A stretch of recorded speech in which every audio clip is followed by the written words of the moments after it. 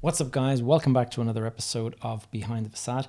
In this week's episode, we are on episode 101. And first of all, last week was the centennial episode. I hope you enjoyed it. I was talking about the top 5 trends that are taking place or that are shaping the real estate industry.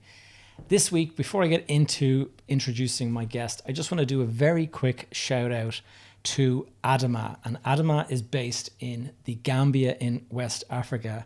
And Adama has sent me a very nice letter. And I just, very grateful for your letter, Adama. And just wanted to give you a quick shout out. So thank you for that.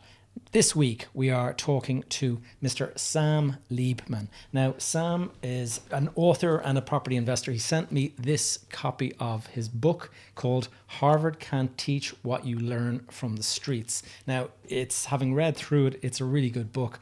And it's got some really good exercises or some sort of theories and philosophies and things like that around becoming a property investor. Mostly it's around about building wealth through multifamily. If you are based in the US, then this will all make a huge amount of sense to you. If you're not in the US, there is still a great deal of wisdom from today's talk. So don't switch off just because this isn't in your local market. One of the things I wanted to mention that kind of impressed me was that the foreword for Sam's book is from Curtis Sliwa. Now, Curtis is the founder of the Guardian Angels. And if you're not aware who the Guardian Angels are, they're this group of, some people would call them vigilantes, but the reality is they're a bunch that go out and protect the streets, basically, and keep people safe. And over the years, I can remember my father talking about the Guardian Angels. And what's interesting is Sam grew up with Curtis.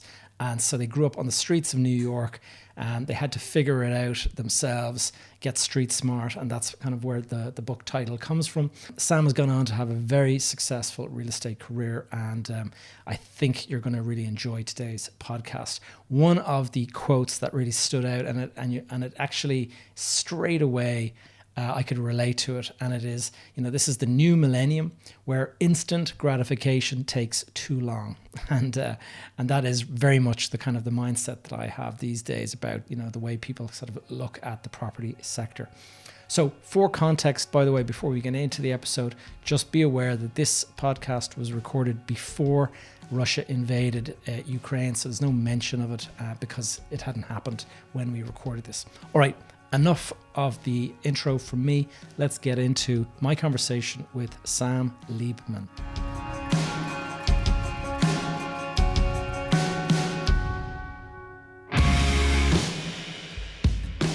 You are listening to Behind the Facade, and I'm your host, Gavin J. Gallagher. On this podcast, I explore the mental and emotional game often playing out subconsciously both in your mind and the mind of everyone else in the real estate or property investment market. The key to success in this game is to master your mindset and behavior, to take control of your thoughts, your emotions, and most importantly, your ego. Welcome to the show. Sam Liebman, welcome to the podcast. Thank you, Gavin. It's a pleasure to be here. Sam, where in the world are you right now? I'm in my basement office in Roslyn, New York. New York, great stuff. I love New York. It's a great city. My brother spent 10 years living in New York, and it was something that I always wanted to do as a teenager growing up. My kind of obsession.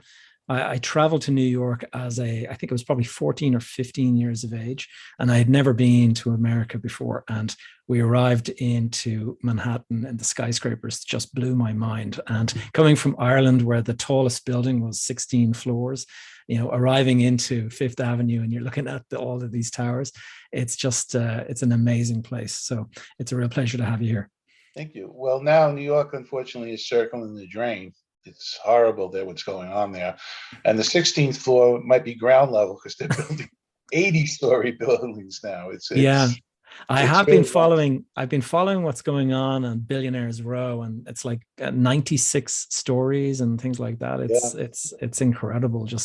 And I see all these tricks that they use to kind of increase the height, where they use kind of service floors and stuff to basically add floor levels. Well, community space gives you additional FAR.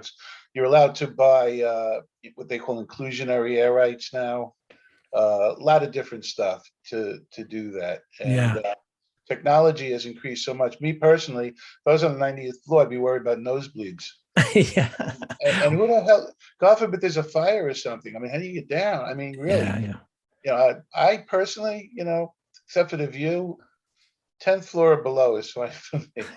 Well, it's funny you say that. I lived in Qatar in the Middle East for a year and a half or so, and I lived on the 47th floor of a Uh-huh. tower there. And the funny thing is it's not there's no pressure for space there, but the guys that the ruling kind of party, they basically build these towers as a kind of a status symbol for themselves. Yeah. And now, 47th floor for a whole year was a great place to live, like beautiful views and things like that.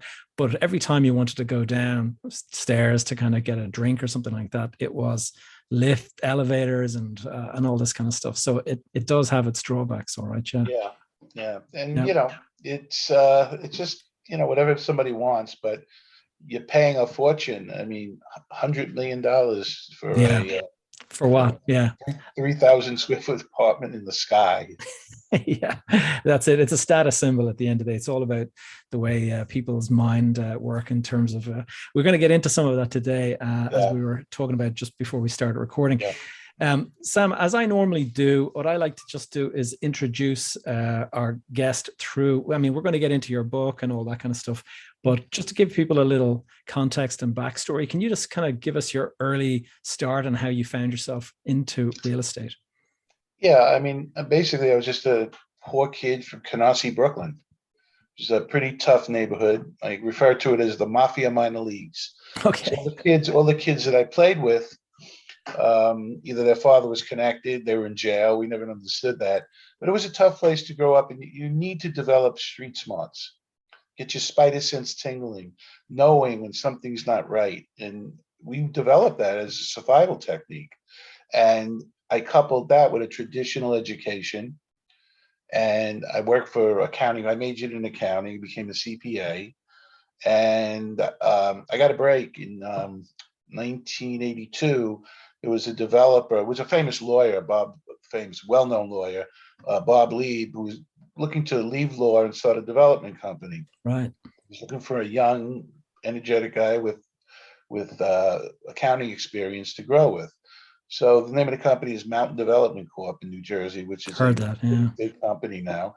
And it started off with Bob, myself, and a secretary named Sandy in a little office in West Orange.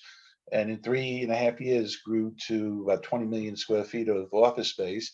And I got what I call my Harvard education there. At 27, I became the CFO, and I got tremendous exposure, which is really important. It, you know, you have to be able to have somebody that's going to take you under the wing or mentor you and expose you, bring you to the meetings with the head of Yeah. the real estate department. Be a fly on the wall, listen, be a sponge. And that's what I was. I was a sponge. And I would read every document. I learned that every document, a lot of it was boilerplate, meaning same document, just put a rider in. Yeah. So I would read these leases, and he once gave me a lease for Beecham Pharmaceutical. Remember, I still lived at home. I never saw a lease, and it's the size of War and Peace. And he told me, "Hey, do the escalations." Do the what? And what did I do? I started calling people, What lawyers. does I this started mean? calling, yeah, what the hell is this guy? What's he talking about? And I learned by asking, I made my own team of professionals that I could reach out and talk to. And I recommend that to all young people when they start, to put a team together, put your assets together so that you have people to call. You can ask these questions. People Right. usually charge, people can charge $800 an hour, $500 an hour, but because they like you and they want to mentor you, they'll answer your questions. And I did that. And then I learned to get escalations. Then I read the lease and I read it again and again and again. And it became, I know one, you know all of them. Yeah. I Yeah. used to, this is a true story. I used to sit at my beach club, and while everybody was, talking about their golf game or whatever, I was reading prospectuses. Right. A friend of mine still makes fun of me. I used to read the prospectuses because Bob, Mount Development was basically a syndication company where they Right. got high net worth individuals to do syndications. They're very successful. And I started reading these prospectuses, and I learned by myself from reading the prospectuses how the deal was done. And And I just kept reading different prospectuses, and then I used my own intuition to structure deals as it went on. Then I left Bob because the company was growing so fast. I wanted to be my own boss. So I partnered with Neil Tepper, who was one of my best friends growing up in college. He had bought a small accounting firm. So I joined him. Bob remained a client, and we built an accounting firm, and we represented a lot of people in the real estate industry, nice. co-ops, condos, uh, developers. And the way I built the practice was interesting, I think, was I knew that when this is in 80, 85, 86, at time the co-op craze in Manhattan. Yeah. So when you convert a building to co-op, you form what's called an apartment corporation. It's a new entity for the shares. And technically, the owner is supposed to be, that apartment corporation is supposed to be independent of the owner. Yeah. I said, hey, wow, this is a great way to pick up all these co-ops, because I would go to these law firms and say, they're not independent. You can get in trouble. I had like 30 something of these co-ops, and that built up a practice. They all needed certified audits. Right. Okay. And Interesting. I built up a practice, and then I built up a lot. And then in 1993, I had a client, the Kinsey Corp. Jim Kinsey, he passed away, unfortunately, but he called me in one day as the accountant. And he said, we're forming a company called Equity Resolutions, and we're going to buy all of the bank's foreclosures. And at Okay. that time in 1992, I mean, the banks were inundated with foreclosures. Yeah. Yeah. So we were able, so I said to them, I'm listening to syndications. What's that? I said, well, instead of buying two properties or three with your money, you could buy 20. Wow, that sounds great. Till they saw the documents. Okay. So I streamlined the documents, and we bought about 30 buildings. Now remember, in that day, our first building, I remember when we closed, September 23rd, 1993. That was the first building. 22 apartments, two stores in a great part of the East Village. $575,000 we paid for that building. Wow. It's worth over 15 million now. Yeah. God, amazing. And Yeah. there's a lot of reasons in my book, Harvey Can't Teach What You Learn from the Streets. I talk about how that happened. It didn't just go up because of one or two. It's all these things that we did to increase property value. To me, the most important thing when you buy a building is to increase property value. That's how you build wealth. Yeah. Of course. Yeah. And the reason I wrote the book is because I really wanted to give back. I mean, I'm done being the richest guy in the cemetery. I don't need that anymore. And it's a creative endeavor to help others. I got sick and tired of the motivational preacher teachers. You see, they never teach you what happens if the deal goes bad. Yeah. Yeah. They don't teach you how the car works. They teach you how to sell the car. So Yeah. I said I could do something that could really help people and focus on the education, because there is right now lacking the Yeah. education. Yeah. It's all Many, inspiration and no yeah, kind I of mean, substance. Yeah. many people have said to me, I want to get into real estate. I said, why don't you? And 9 out of 10 times the answer is, I wouldn't know where to start. Yeah. I'm So trying to true. I'm trying to give them a place to start. There are no colleges right now that I know that have a 4-year degree in real estate. Do you have any in Ireland? We have a degree in property economics in Yeah, Ireland, and yeah, it's okay. Theory, yeah. economics. That's not going to teach you, or modeling. That's not going to teach you how to buy a building, of how the guts are, how that works. So I saw a niche in it. I saw what I call them, the motivational preacher teachers trying to just sell you stuff. And I said, let me do something where people can really learn. Yeah. Yeah. And it's become a passion. I love talking. I love teaching. I love helping people. The smiles on the young people's face. I'm mentoring. I have another student, a young kid, 22, starting tomorrow for 3 months. As an intern, I'm gonna mentor him. I enjoy it. Yeah, I can relate because I do something similar, and so it is. It's a kind of a passion, all right. It develops. Just going back, Sam, there's a couple of things that popped into my mind that we should talk about. First of all, working with Bob in Mountain View, like what were the Mountain traits? development, yeah. Mountain development. What were the traits that you saw in Bob that you tried to emulate yourself? That where the success kind of comes from? That's a great question. Okay, well, I looked up to him because this was a top attorney who started big firm. It's still around, called Liebman. I forgot the name of it. It's Liebman. He was partners with Killerman, who was the Attorney General. I was being introduced to all these people, but he always used to teach me. He had what I call dictaphone diarrhea. Those times you had dictaphone, he would dictate all of these little memos. I'd come in, there'd be memos on my desk of constantly follow up on this follow. He taught me about the importance of follow up. He taught me to open my eyes and go into a building. What do you see?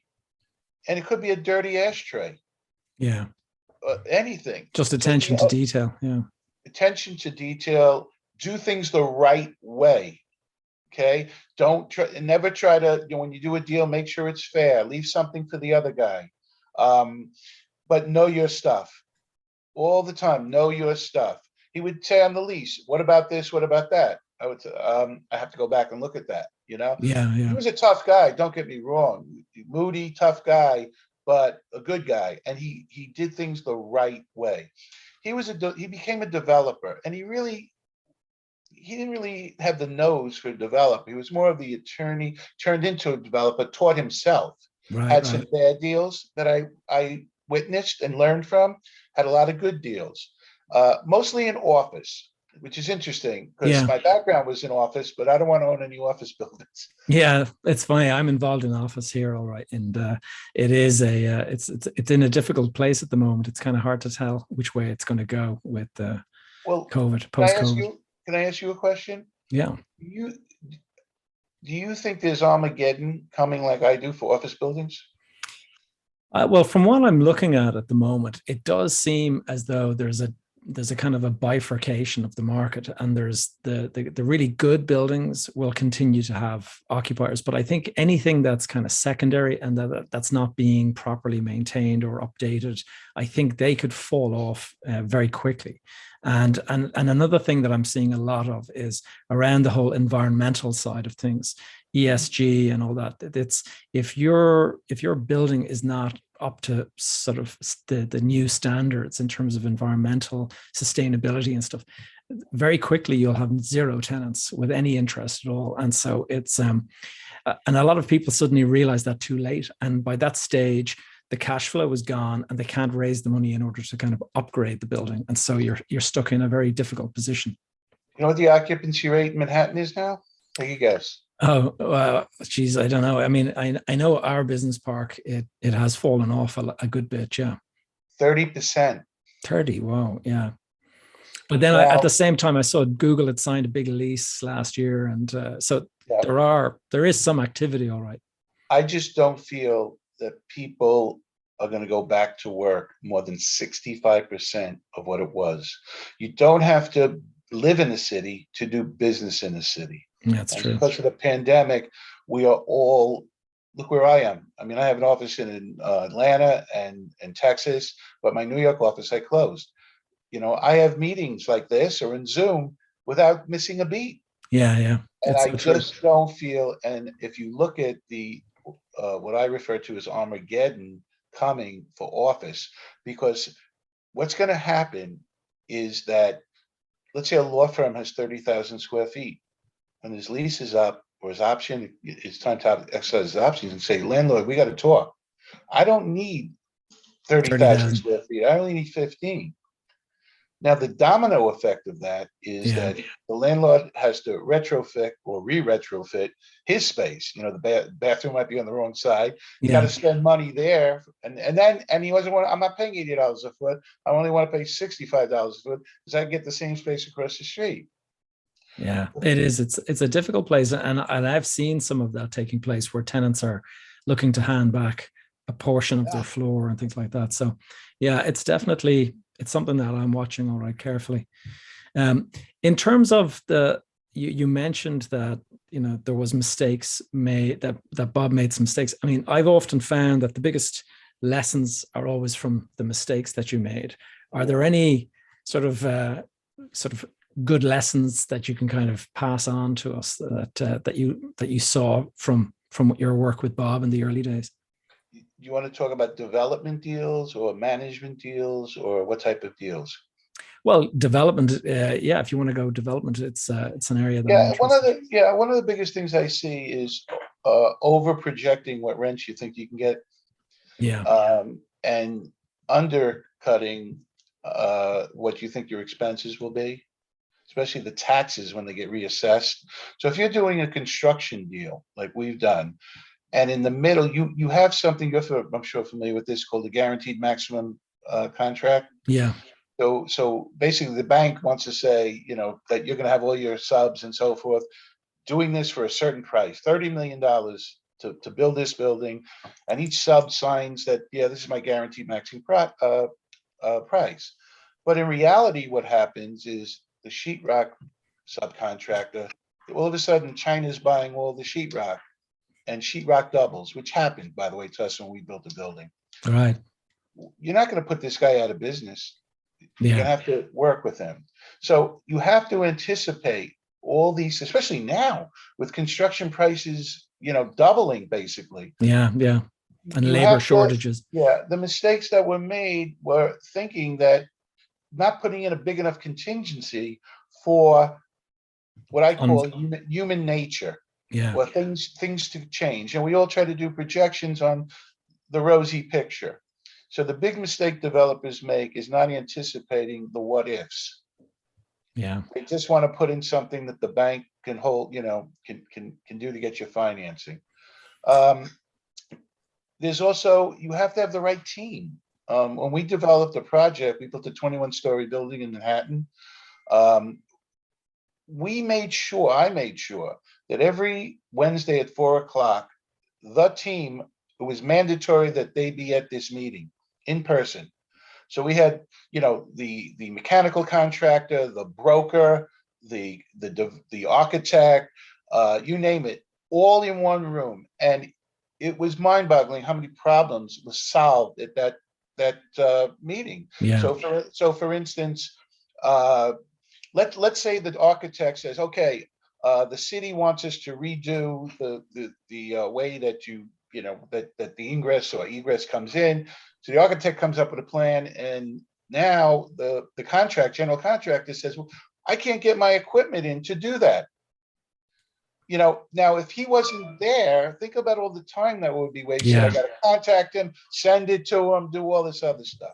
It's a The other collaborative process. the Yeah, other mistake that comes to mind that we made is, we wanted our apartments, because they were luxury condos, to be all special. People can pick out. No, you got to make it idiot proof. What I mean by that is, when you have a plumber, you have 100, 200 apartments. You want a plumber to take his wrench, go in there, turn it this way, go to the next floor, turn it this way, turn yeah. it this way. You don't want him Repetition. to have to go, well, let's see, this floor, I got to turn it this way, then this way. You got to make it idiot proof. So mistakes that were made was trying to make everything so special that the time it needs to do that wasn't anticipated. And remember, if you don't get the sheetrock in time, the painter might be on another job. You might lose your painter, right? Yeah, yeah. Everyone's It's got a the schedule. knock-on impact. Yeah. Then the plumber can't come in. So those are the lessons that I saw, which caused uh, tremendous problems and extra costs in projects. Interesting. And so you decided eventually to kind of go out on your own and to start doing this. I saw you were running your own accounting firm with your partner Tepper. And like, what was when did it come into your mind that why don't I actually put a development business or a property business together? I'll tell you what happened. It was a tax season. We were working like animals, really. And I saw what these guys were making, and I Okay. said, I'm your score. I felt like a scorekeeper.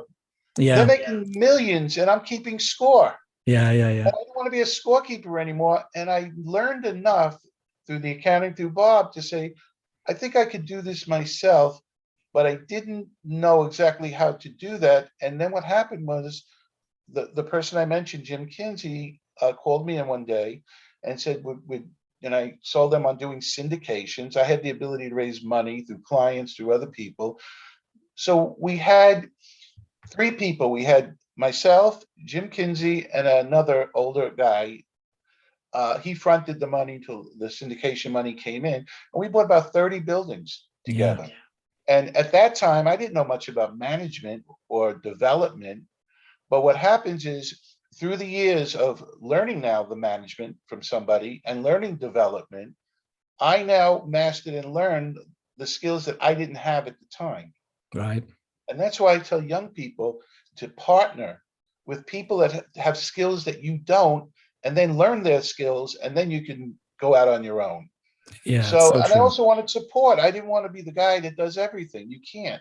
So that partnership did very well for a time. Then Jim and the fella didn't get along, so we bought each other out. Everybody did very well, and then I went into Texas in 2008 on my own, formed a fund called the Rolling Cash Opportunity Fund, and now I knew about development. I knew about management. I knew about syndications, and we formed a fund. Why did I form a fund? Because I didn't want to now have a building.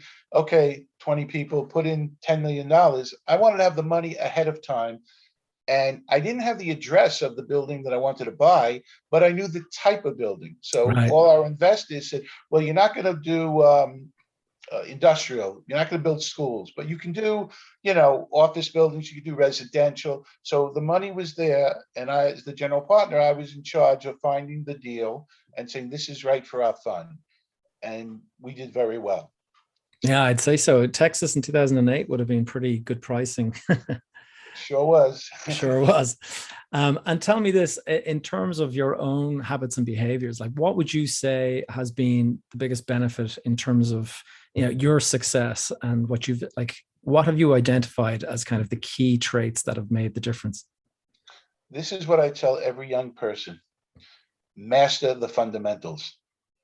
Don't do not shortcut due diligence. Learn to master the fundamentals, and learn to find opportunities overlooked by others.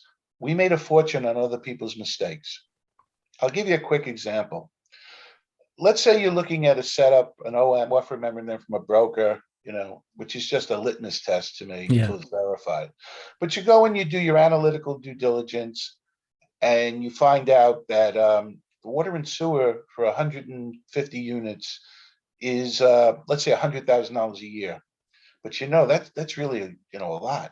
It should be maybe 80. Automatically, I know water leaks are there. Right. Just from Now, your. if I can save $10,000 a year on just expenses, $10,000 a year, and it's a 5 cap environment, It's 20. Yeah. that's 200 $200,000. of You extra just value. increase the value of that building $200,000, and that's what I try to tell people that don't understand the cap rate, how it works. So the next day, if you were going to underwrite for a refinance, you would value that 200. You made 200,000. That's just on $10,000. Yeah. Yeah. I've had buildings where because you see opportunities overlooked by others. There's ways. If you increase rent revenue $1 or decrease operations $1, has the exact same effect on net operating income, Yeah. which you use to increase property value. Increasing property value is how you build wealth. And there is a big difference between being rich and being wealthy. Mm. Chris Rock said it best. He said, Shaq, I don't know if people are familiar, Shaquille O'Neal, Yeah. he's rich, but the guy who signs his check is wealthy. Yeah. Yeah. I'm wealthy by owning a large asset base that increases annually and over time. That's the key to building wealth.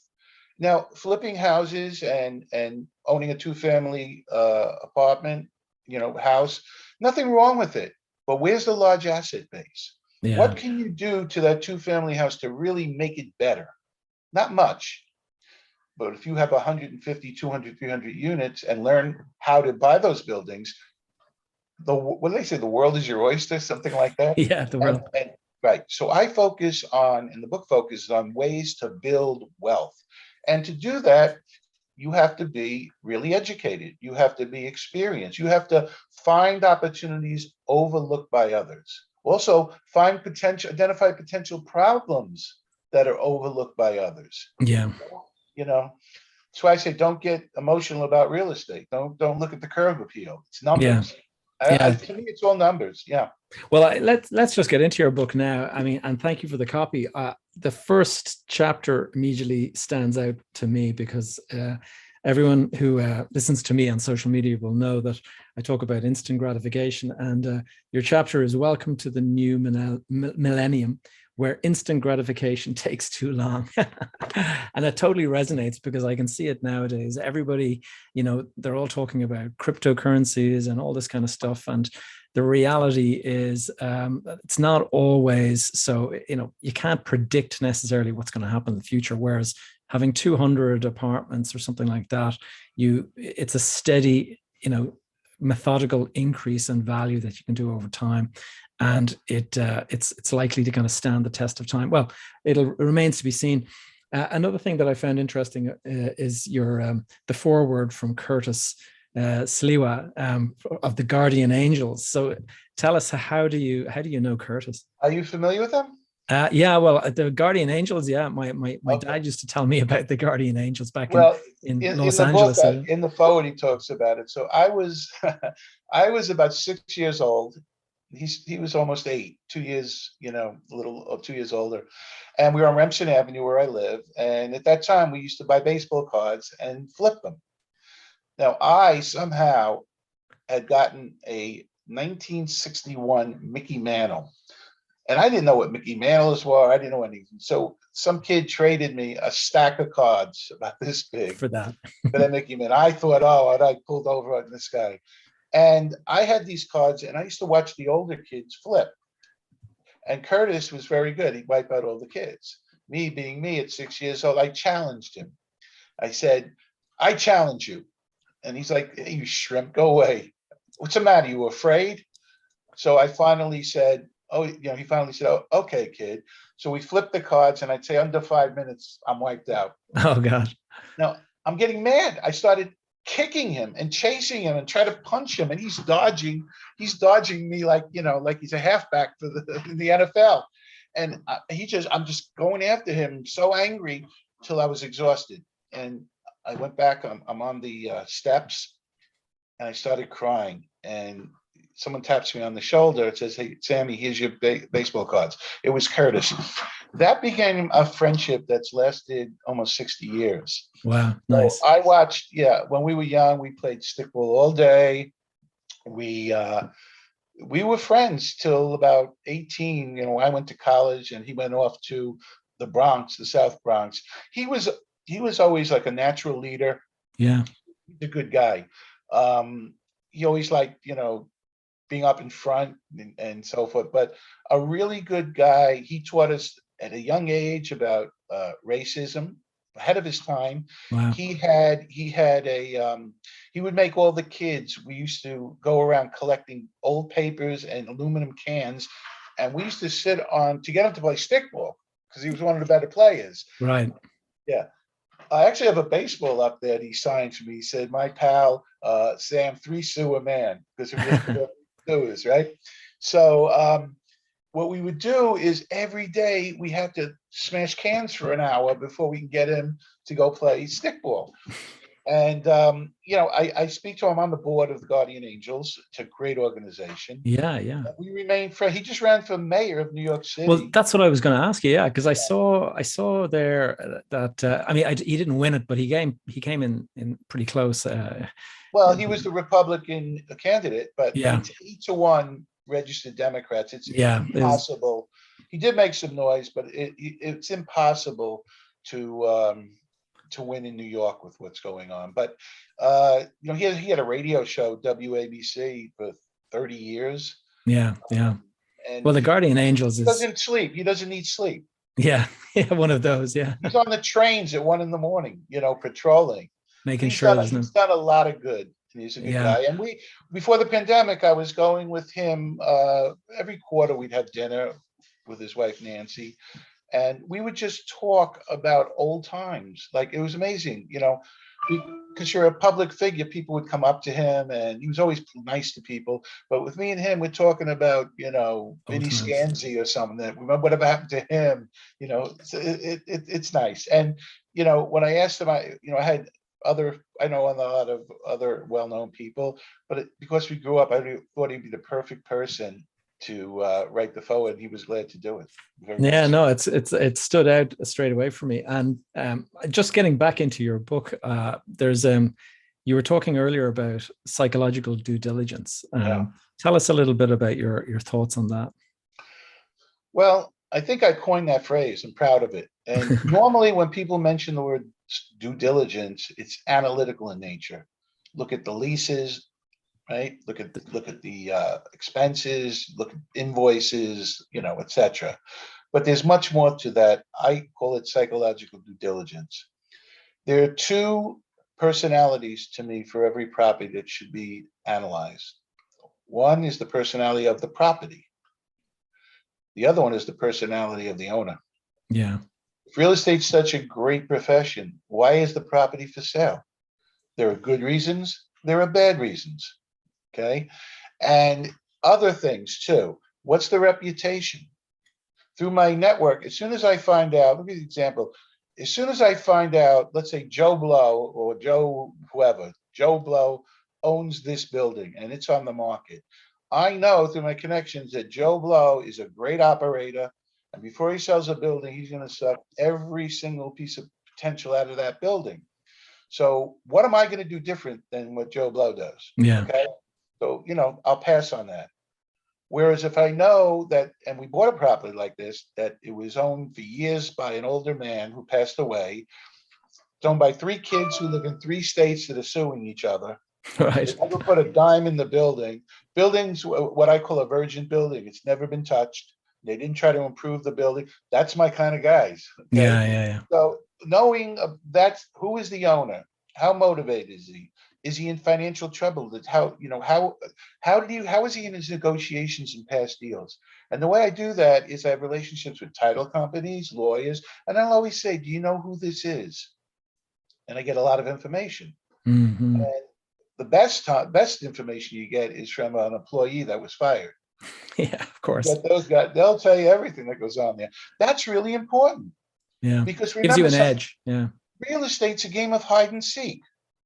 Here's how you play. The owner hides every problem with the property, and you have to go seek it and find it. But it's a lot easier to hide a problem than find it, Yeah. right?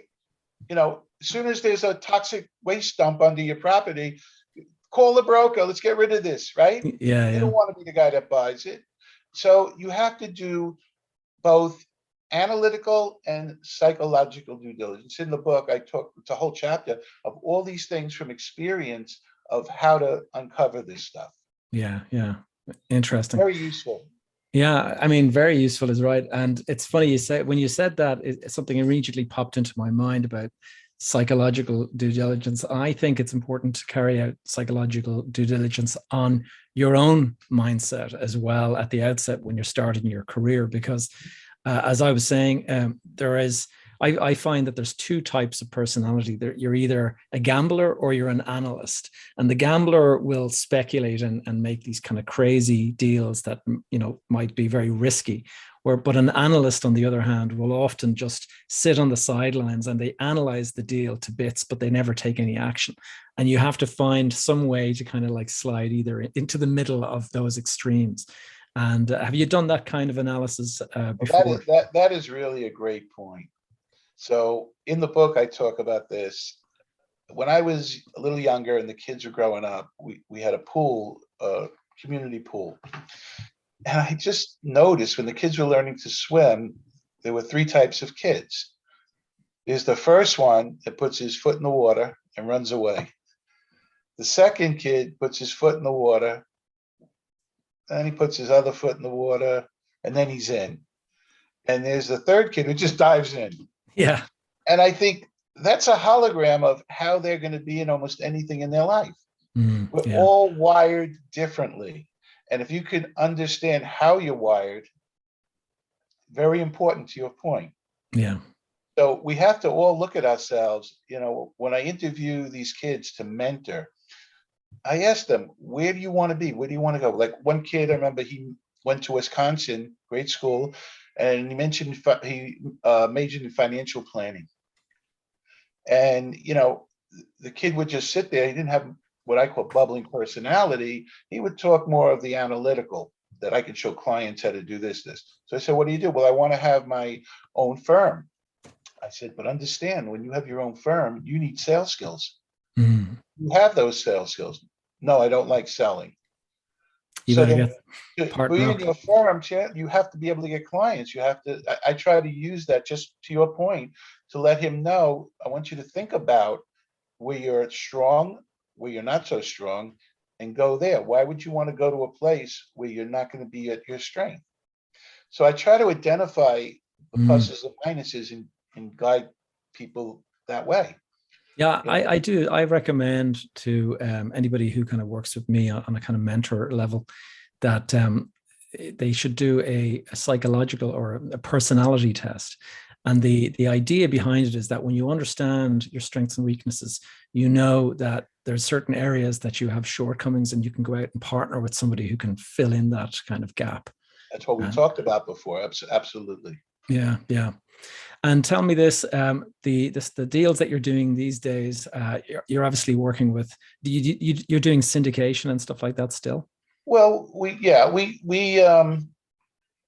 we still own over 30 properties. I've owned over 70, and I think I've done new construction, almost everything. Right now, there's tons of money out there, no deals. Mm, You really have to be careful. And again, it comes to being able to identify opportunities overlooked by others. I believe, I don't know, you could disagree or not. I believe there's going to be Armageddon in the office and retail sectors. You know, retail as well. Yeah. yeah, and I don't see Amazon buying them all. Hmm. I've But been watching the logistics and industrial seems to be just going from industrial is strength to very strength. strong, very strong. Now, Yeah. industrial wasn't when I started in 2008. I stayed away from industrial because there wasn't a big margins. The people paying $7 a foot. It's Yeah. just Yeah. so. Yes, industrial is very strong. People are building science labs, science. Yeah. Life sciences Yeah, is the big thing now. Yeah. it is, but if that turns around, you're gonna have a big space that you have to retrofit. And what do you do with it? Yeah. Yeah. So, and you take office buildings in, let's say, a market like Texas, where the community there is every 3 years, even if they have an option, it's sort of one-sided, Yeah. because the broker comes in, he wants a fee again, even when they have a negotiated deal, they want a new TI, new everything. So, the turnaround is 3 years, and if you got to give them lower rent, TI, etc. I didn't like that. Manhattan Mm, was a little different. So you got to look at the very important political climate, especially now. What is the political climate in the state or country? In New York, the political climate towards real estate is just not good. right. Manhattan has an invisible sign. It says 1% is real estate industry, get out. You're not welcome here. Florida and Texas and other states have a The other. big invisible sign, welcome. All 1% is welcome real estate, and you don't have to pay taxes. Yeah. I've seen that. Okay. Yeah. So Minneapolis, okay, just came up with universal rent control for new buildings. It's crazy. Yeah. Yeah. 9 or 10 projects immediately stopped. And they're crying, we need more rental housing. We need But more then they affordable. bring in these hurdles to it. Yeah. But who's going to sign a $30-40 million construction loan when you're capped at one side, but you're not capped on your expenses Mm, or your costs? So that's where we are today. It's ever changing. I'm waiting for things to settle down a little bit. We're sort of in a hold. In fact, I have so much capital being thrown at me to be placed. Hardest thing I had to do was say, no. guys, no, not right now. And what do you think the outlook for the market is? Which sector? That's the good. I guess that's the question. You think Armageddon in offices, and so what about in the residential side? Residential is very strong. Will it Okay. stay strong if interest rates increase because of inflation? It'll stay strong. It won't collapse, but a lot of people lose a lot of money because right now, why is it strong? There's a shortage of rental housing. A lot of the actual people were cost out of houses. It's too expensive, so people are renting.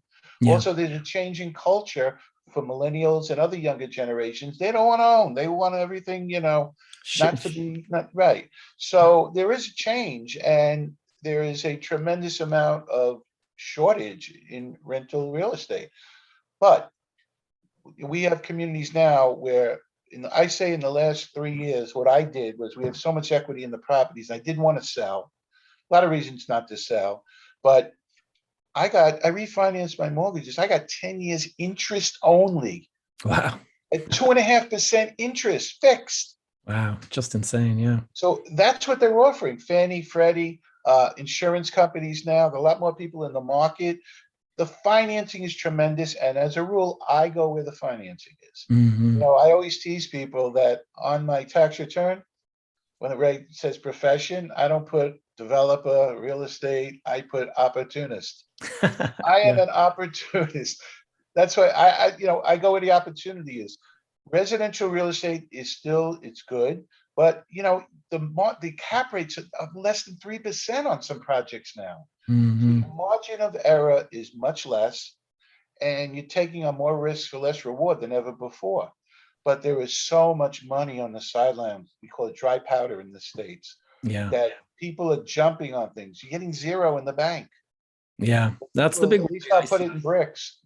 I mean, the thing is I look at the 2006, 2007, the kind of run up to 2008, and I kind of look at today, and you see this frenzy because of the amount of money that's out there, and you have to kind of wonder when there's such a weight of money trying to get into deals, and you can't, and as you said yourself, you can't find any good opportunities. You have to wonder, people are out there overpaying just because of the competition, and at some Absolutely. point there's going to be, the musical chairs will stop. Great point. In fact, you're a hedge fund, let's say. 50, 100 people working for you. How do you pay those people? Yeah. If you can't get deal flow, it's all based on fees, right? So you might overpay. You might, as long as you put your projections in there with all your disclaimers and all Yeah. your, risk factors and so forth. But it is a game of musical chairs. That's it. I have never, people ask me, where do you think real estate's going to go? And the most honest answer is, as Bob Dylan's song is, the answer, my friend, is blowing in the wind. Now, I can tell you if the wind blows this way, interest rates go down, interest rates go, and I could tell you what's going to happen then pretty much. If the interest rates go up, if the foreign money, if the dollar gets weaker or stronger, I could tell you what's going to happen. But I can't tell you which way the wind's going to blow. Yeah. Yeah. That's the problem. And I don't think anybody can. I think the most honest answer people can tell you is, I don't know. I just watch the variables. I think that's the important thing. And what I've sort of learned from my own, like I went through this big kind of collapse in values back in 2008. And I've learned that you can never really predict it, no matter how hard you try and how much you work. But all you can do is basically make sure you're in a position that if the wind does change, that you're not going to be wiped out by it, and just to be slightly conservative on your debt, and never Yeah, kind of well, over leverage. over leverage is a real problem. I will tell you, on my properties, we are little more than 50% equity. Yeah. And we didn't pull money out. See, my deal with my investors was to, over a 5-year period to a 10-year period, refinance, give them their money back, and clip coupons. And that's what we've achieved. We have a tremendous amount of equity. Now, people always say, why don't you sell? People don't realize that when you did agency money, there's a prepayment penalty called yield maintenance, or worse, defeasance. Mm. Means if you sell before, you could pay millions of dollars in prepayment penalties. A lot of people don't even realize that until it's time. Yeah. Yeah. So then you have recapture because of all the depreciation, bonus, et cetera, that you took, that you have to recapture. So there's a lot of reasons not to sell, or you can't sell. But the And other if you thing have, is if you do sell, what do you do? You're sitting exactly, on lots of cash, right, and it's not earning you anything really. right. We always look for doubles with doubles hitters. Did they turn out for home runs? Yes. Did I predict or ever think they would? No. I figured, we would do this, we would do it right, and My thing in retail, especially when you do retail, all you're doing is buying a return on your investment. Rents Hmm. aren't going up. The fact they're going down. So what we did was I just kept refinancing, not taking money out, and refinancing, and getting a less of a mortgage. That was the plan for Reduce the us. payments all the time. Yeah. That's right. So, a lot of people just want money, and they'll pull out, and they'll leave a good building into an unhealthy building. But if you remember, I talked about the large asset base.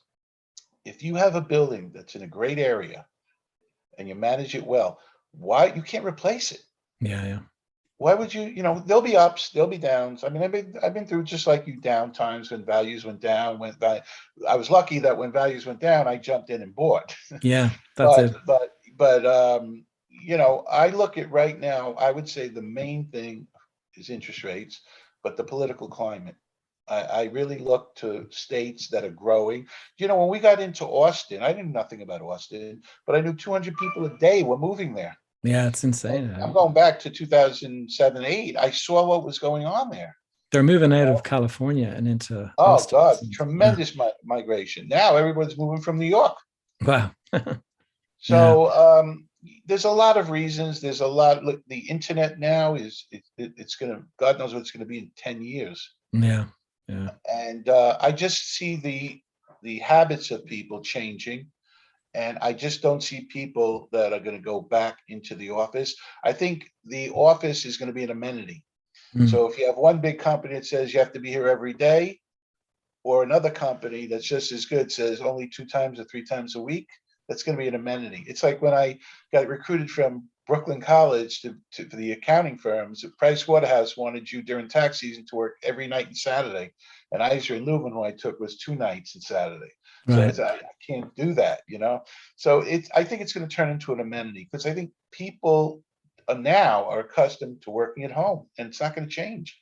Yeah, I have seen that. What we're seeing is our tenants are putting in gyms, and they're refitting offices, and they're removing the desks, and they're putting in kind of collaboration spaces, and they're turning it into much more of a kind of a Uh, social virus, space. Yeah. well, social space. There's virusitis. People don't want to. I have a friends of ours. They go out. She wears 3 masks. Oh, okay. Wow. It's just people are terrified, and I don't know what's going to happen if the virus stabilizes in Europe. Then we'll let all the Europeans come in. That'll help Times Square, the hotels, help everything. Yeah. Yeah. But I still don't see people getting on a plane and rushing to a meeting with a client anymore when you could do it by Zoom. Yeah, that's for And, sure. I mean, I think yeah. business travel probably, although there will be, kind of closing the deal maybe where you want to handshake somebody or whatever. But in terms of the running it along and things like that, there's no need for that in the middle of the deal. I haven't been in a physical closing in 10 years. They even send a mobile notary to my house to sign the documents. So you don't have to go Everything anywhere. is done. Everything is done. I loved it. I mean, I hated waiting for a conference room, but there was a camaraderie. Yeah. Now, when you do off-market deals, which I try to get, I try to meet the seller. So there's something where I want to meet the seller because I could use my personality. I can sit one-on-one with him and talk to him and say, if he has a tax problem, maybe I could say you need a 1031. I'll give you all the time you want. I'll do something to differentiate myself, make him feel comfortable. That's important when you make a seller feel comfortable that you Yeah. can close. You can't do that when you use a broker a lot, because they won't let you meet the client, and basically you don't know what the heck is going on if you're bidding against yourself or whatever. Yeah. Yeah. So those are times where I probably might get on a plane to meet somebody. There are those times, but they're far and few. Yeah. Yeah. Interesting. So Sam, I'm just watching the clock. In terms of advice that you would give to a young person, I mean, obviously go read your book, but what would you say the number one piece of advice would be to somebody who's starting out a career in real estate? I would say to master the fundamentals. Okay, read, listen to different podcasts, learn, and really educate. That's what the kids I'm mentoring is. I'm giving them with the book. And also, I will plug my samliebman.com. We have a website with articles with others, and anybody is welcome to call me with a question. contact with a question, and I'll be more than happy to answer it, to try to help them. Trying to form a community right now, actually, like Clubhouse, where we can get people together with the same questions and have a community to all learn from. That's what I like. I think you don't look at a property and say, oh, it's got a 10% return now, or it's got this. Where are you going to be in 5 years with the property? Mm-hmm. And focus on building property value, not just a return. And learn the fundamentals. That's the thing. There are fundamentals, Get the rent rates. up and the NOI down. Yeah. Most people who, for instance, want to learn property don't even know the categories that expenses should be put in. When I meet a kid, I swear to you, I give them what I call the 100-question test. It's a test, and I let them, do it, and they all get a 30 on it, which is fine. And then after reading the book or me teaching them, they're now up to 70, 80, and the kids love it because it shows them their improvement. You follow? Yeah. What's the biggest thing stopping people? Fear. Yeah, that's true. That's why my accountants and lawyers don't buy properties. They advise me, but they don't buy properties. They're afraid. The way to reduce fear is to be totally prepared for any situation that might occur. When you look at a losing Super Bowl team, nothing we tried worked. They were prepared for everything. That's what you need to be. So get a group together of people that know construction, who know accounting, who know other things, and learn from them. Mm-hmm. Learn from them. Get a team together. People would love it. Yeah.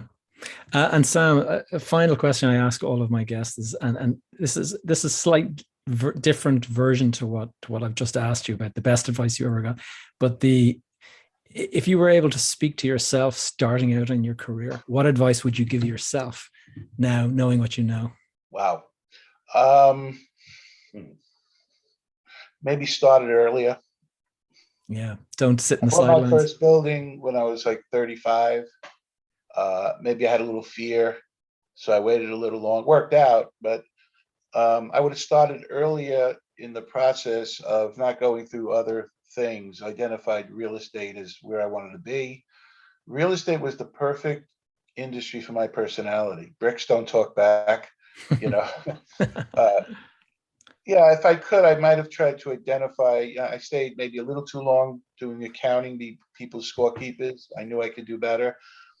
That's it. I mean, as far as learning and other things, I did all I could with the resources we had at the time. I didn't have billions of dollars to invest. I didn't have, so, I did as much as I could with what I had. That I can say. But maybe I should have started a couple of years earlier. That would be the only thing. But it worked out. Thanks, Sam. So, Sam, your book is called "Harvard Can't Teach What You Learn from the Streets." Right. I'm going to put a link in the show notes. If anyone wants to, SamLiebman.com, and I'd be happy to connect with them. Yeah, that's what I was going to say. SamLiebman.com. I'll put that in the show notes as well. Been a pleasure. And you, thanks so much, Sam. And I wish you the best of luck with the book and with all of your endeavors. Same thing, and stay in touch. All right, guys, it's me again. Just before you go, a couple of things. First of all, very quick favor, please go and leave a review over on whatever podcast platform you're listening in on, or indeed, if you're watching this on YouTube, then please leave a comment below or like the video or subscribe. If you have any questions or comments or anything like that, please join the Facebook community, and that is called Behind the Facade Community. I'll leave a link in the notes below. Alternatively, you can direct message me on social media. My handle is Gavin J. Gallagher. And don't forget to check out my new property investor readiness test, link below in the show notes. Finally, please check out my website, gavinjgallagher.com, where you can join my tribe. All right, guys, that's all. Go and do something awesome this week, and catch you next week.